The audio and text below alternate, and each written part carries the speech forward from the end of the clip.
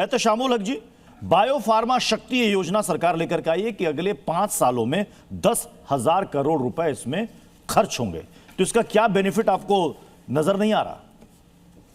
बिल्कुल नहीं। आज की जो बजट है, मैं स्पष्ट रूप से कहना चाहता हूं प्रत्युष खरे जी की, जिस हिसाब से हमने उम्मीद की थी कि पश्चिम बंगाल से 1 घंटा लगभग 25 मिनट की हमारे निर्मला सीतारमण जी जो हमारे फाइनेंस मिनिस्टर है, उन्होंने बजट के दरमियान में टाइम 1 घंटा 25 मिनट रखा, लेकिन पश्चिम बंगाल को लेकर के एक भी शब्द नहीं कहा। हम लोगों ने एक के छे के उम्मीद किए थे कि हो सकता है महंगाई पर बात करें, गरीबी पर बात करें, बेरोजगारी जो चरम सीमा पर है उस पर बात करें, लेकिन ये सब हम लोगों की जो आशा थी वो समझिए निराशा में बदल गई। लेकिन पश्चिम बंगाल का एक बार नाम भी नहीं लिए, और ना गरीब के मुतालिक, ना किसान, ना महंगाई के लिए, ना सस्ती के लिए। इस हिसाब से मैं उम्मीद किए थे कि जो परिस्थिति हमारे देश का है, एजुकेशन के ऊपर में बात करनी चाहिए था। हम समझते हैं कि हमारे लिए जो मेडिकल है, मेडिकल के ऊपर में बात करना चाहिए था, लेकिन हम लोग की तमाम अपेक्षा जो है। एहतशामुल जी, आपने कहा कि आपको बहुत चिंता, आप जानना चाह रहे थे कि पश्चिम बंगाल को लेकर क्या घोषणा होगी। विनीत जी ने शुरुआत में ही कहा कि देखिए इस बजट में पहली बार किसी ऐसे चुनावी राज्य का कोई जिक्र ही नहीं है, वरना हम पर आरोप लग जाता कि ये तो देखिए चुनावी बजट है, लोक लुभावन बजट है, लॉलीपॉप दे दिया गया। विनीत जी देखिए, ये कह रहे हैं एहतशामुल जी कि हम तो सोच रहे थे कि पश्चिम बंगाल का जिक्र होगा, पश्चिम बंगाल के लिए कुछ भी नहीं है, यानी कि चुनावी स्टेट के लिए कुछ चाह रहे थे कि चुनावी स्टेट के लिए कुछ लोक लुभावन योजनाएं होती तो शायद यह बजट परिपूर्ण होता। विनीत जी। नहीं प्रत्युष जी, पहले तो वेस्ट बंगाल की सरकार ने कुछ किया नहीं, और अभी आप देखिए सरकार ने वेस्ट बंगाल को दिया क्या है जहां पर जरूरत पड़ी थी। टेक्सटाइल पार्क की बात हो रही है, केमिकल इन पार्क की बात हो रही है, इसके अलावा हाई स्पीड कॉरिडोर की बात हो रही है। तो जो चीजें ममता बनर्जी करने में नाकाम रही हैं वो हमारी सरकार, एनडीए की सरकार कर रही है। और इसके अलावा अभी कुछ बातें और करते, प्रत्युष भाई 10 सेकंड दीजिएगा, मैं खत्म कर दूं इस बात को लेके। भाई स्टॉक मार्केट कभी भी लॉजिक पे नहीं काम करता है, वो हमेशा इमोशंस पे काम करता है। तो स्टॉक मार्केट कभी द्योतक हो ही नहीं सकता है देश के इकोनॉमी को लेके। और एक बात बताइए, अभी कोई कह रहा था कि क्या यूपीए सरकार में कैपेक्स नहीं बढ़ा था? भाई इसी यूपीए सरकार में सर हम फ्रेजाइल 5 इकोनॉमीज में आ गए थे। आपको बताइए आज चौथे इकोनॉमी में है, लार्जेस्ट परचेजिंग पावर पैरिटी की बात कर ले तो 3rd स्थान है हमारा। तो प्रत्युष भाई ये सब चीजें तो देखना पड़ेगा, लेकिन विपक्ष, जैसे मैंने पहले ही कहा, निगेटिव विपक्ष है, इनसे कोई भी आप पॉजिटिविटी की बात नहीं कर सकते हैं। आम जन से पूछिए, आम जन बिल्कुल कहती है कि बिल्कुल बैलेंस है, समावेशी और सबका विकास करने वाला बजट है। ईशान जी। प्रत्युष जी देखिए 3-4 बातें कही गई, मैं चारों पर रिस्पॉन्ड करना चाहूंगा।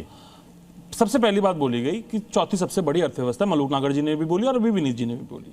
मैं ये कहता हूं अगर चौथी सबसे बड़ी अर्थव्यवस्था, और अभी सर ने भी, एक्सपर्ट जो बैठे हुए हैं यहाँ पर, उन्होंने भी ये बोला कि 80 करोड़ लोगों को फ्री राशन देना पड़ रहा है, तो ये गर्व की बात नहीं है, सबसे पहले तो ये देश के लिए शर्म की बात है। ये मैं स्पष्ट रूप से कहना चाहूंगा कि अगर आप चौथी सबसे बड़ी अर्थव्यवस्था हैं और 80 करोड़ लोगों को आपको फ्री में राशन देना पड़ रहा है, उनको लाइनों में खड़ा होना पड़ रहा है 5 किलो अनाज के लिए, तो ये शर्म की बात है देश के लिए, इससे आपका सर झुक जाना चाहिए। दूसरी सबसे महत्वपूर्ण बात, चौथी सबसे बड़ी अर्थव्यवस्था की आप बात करते हैं, जीडीपी पर कैपिटा क्या है आपका, ये बता दीजिए एक बार। जीडीपी पर कैपिटा में आप इतने फिसड्डी क्यों हैं? आप जापान से भी पीछे हैं, आप चाइना से भी पीछे हैं, आप यूएसए से भी पीछे हैं, आप फ्रांस से भी पीछे हैं। मैं पाकिस्तान से और बांग्लादेश से अपने देश का कंपैरिजन नहीं करूंगा। दूसरी, जीडीपी ये लोग कहते हैं कि 7.4% है, आईएमएफ कहता है जो आपका मापने का तरीका है उसको, वो सी ग्रेड का है। क्यों है? क्योंकि आप उसमें एमएसएमई के जो सेक्टर है उसको पूरी तरीके से निग्लेक्ट करने का काम कर रहे हैं। और अभी सर ने बोला कि उद्यम पोर्टल से ही डेटा है ये कि 2020 के बाद 2024-25 तक लगभग देश में 75,000 एमएसएमईज देश में बंद हो गए सर।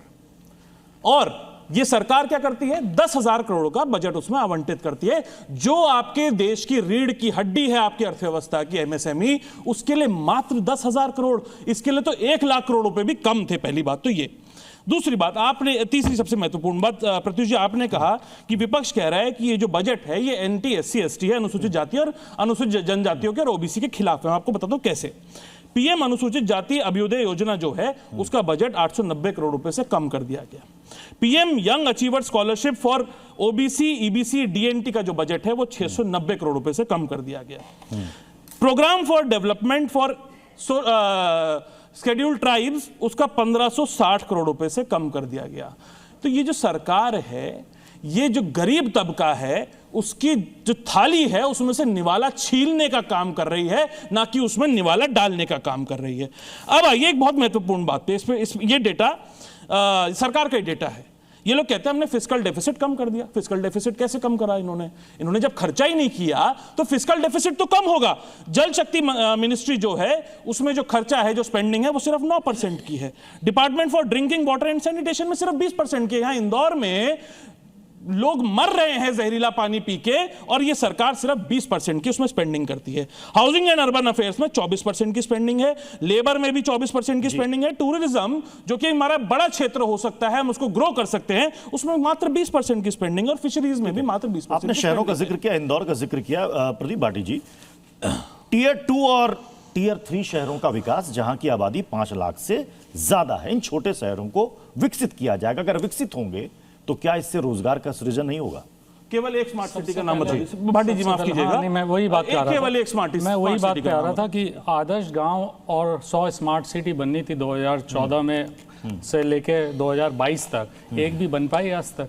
हम तो चाहते हैं कि टीयर 3 और टीयर 2 सिटीज़ का भी विकास हो, लेकिन सरकार सिर्फ आप खोखले वादे करके जब आगे बढ़ती है तो सवाल पूछना जायज़ भी है कि क्यों नहीं आगे हुआ इन सब पे काम।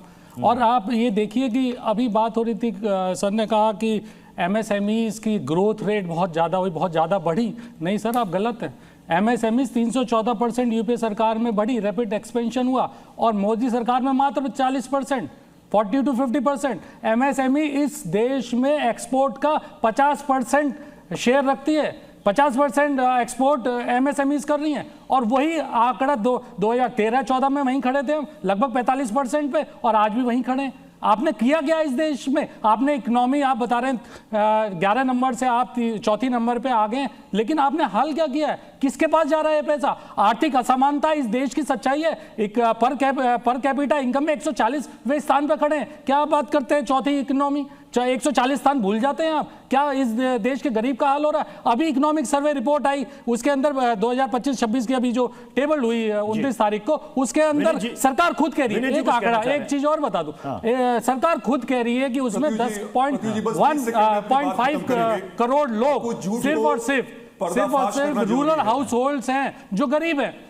ये सरकार कह रही है रूरल हाउस होल्ड 10 करोड़ गरीब है, और आप कह रहे हैं कि सरकार वाहवाही लूट ली जाए। बहुत अच्छा इकोनॉमी चल रही है, अर्थव्यवस्था बहुत अच्छी तरह से बढ़ाई जा रही है, तो ये सरासर झूठ है, एक शैम है। जी, अभी किसी ने कहा, सुन तो लीजिए, अभी किसी ने कहा कि जो हमारा जो पर जीडीपी निकालते हैं वो IMF कहता है कि C ग्रेड का है। भाई IMF का ही कैलकुलेशन है कि इंडिया विल ग्रो बाई 7.3%। ये तो IMF कर रहा है। अभी बात पर कैपिटा इनकम की हो रही थी प्रत्युष भाई, per capita income total income by total population है। पूरे विश्व में सबसे पॉपुलेटेड कंट्री कौन है? इंडिया है। तो याद कीजिए कि 2014 के पहले क्या था। अब चाइना की क्या है? अगर पर कैपिटा इनकम चाइना की क्या है? $32,000 से ऊपर है। नहीं, चाइना की बताइए। $32,000 से ऊपर, और आप 2,500-3,000 चाइना की पॉपुलेशन कम है। चाइना में तो डेमोक्रेसी है नहीं। आप उसके बारे में बात करेंगे प्रत्युष भाई? लेट मी फिनिश, मुझे 20 सेकंड देने दीजिए प्लीज, मुझे फिनिश अप करने दीजिए। और एक बात आइए, हमारे फिस्कल डेफिसिट की बात कर रहे हैं। यूपीए की सरकार में फिस्कल डेफिसिट कितना होता था? आप कहते हैं कि क्या वहां पे 100% एक्सपेंडिचर हो जाता था? नहीं होता था। हर सरकार में कैसे कुछ 9% खर्चा करेंगे तो फिस्कल डेफिसिट तो कम होगा ही। लेकिन फिस्कल डेफिसिट 9% खर्चा करेंगे, कहीं 10% खर्चा करेंगे तो फिस्कल डेफिसिट तो कम होगा ही। ठीक है, चलिए हमारे साथ कोई बड़ी बात नहीं है। जुड़ चुके हैं बीजेपी के प्रवक्ता